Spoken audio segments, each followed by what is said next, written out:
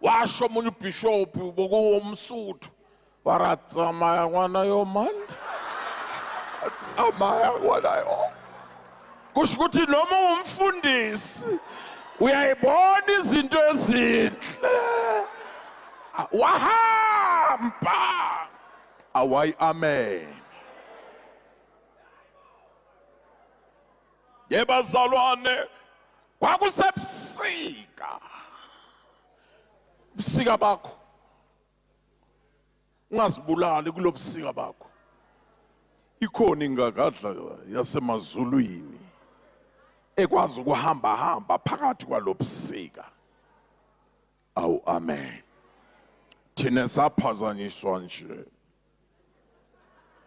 ntombazana